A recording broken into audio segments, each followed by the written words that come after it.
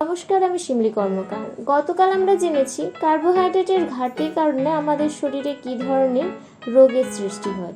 আজকে জানবো কার্বোহাইড্রেটের ঘাটতি কী কারণে ঘটে থাকে।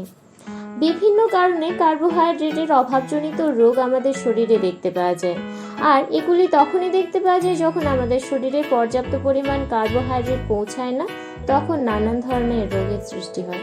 তার মধ্যে এক হলো খাদ্য তালিকাগত পছন্দ।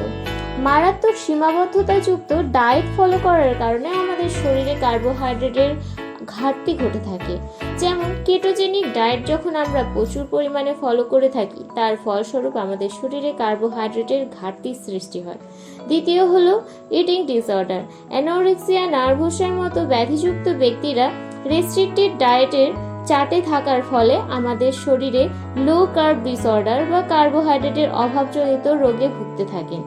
তৃতীয়, ম্যাল অ্যাবজর্পশন ডিসঅর্ডার। কিছু স্পেসিফিক মেডিকেল কন্ডিশন যেমন সিলিয়াক ডিজিজ বা ইরিটেবল বাউল সিনড্রোমের কারণে শরীরে কার্বোহাইড্রেট প্রপারলি অ্যাবজর্ব হতে পারে না, যার ফলস্বরূপ কার্বোহাইড্রেটের অভাব বা ঘাটতি দেখতে পাওয়া যায়। চতুর্থ, মেটাবলিক ডিসঅর্ডার। কিছু রেয়ার মেটাবলিক ডিসঅর্ডার আছে, যেমন গ্লাইকোজেন স্টোরেজ ডিজিজ, যার কারণস্বরূপ আমাদের শরীরে কার্বোহাইড্রেট ঠিকঠাকভাবে স্টোর হতে পারে না, ইউজও হতে পারে না, এবং তার দক্ষতা বা এফিসিয়েন্সিও অনেকটাই কমে যায়।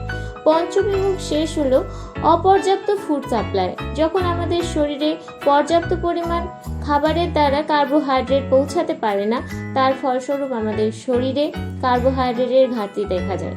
এই ছিল কিছু কারণ যার কারণে আমাদের শরীরে কার্বোহাইড্রেটের ঘাটতি দেখতে পাওয়া যায়। আরও ডিটেলসে জানতে হলে নিচে আমাকে কমেন্টে জানান। ধন্যবাদ।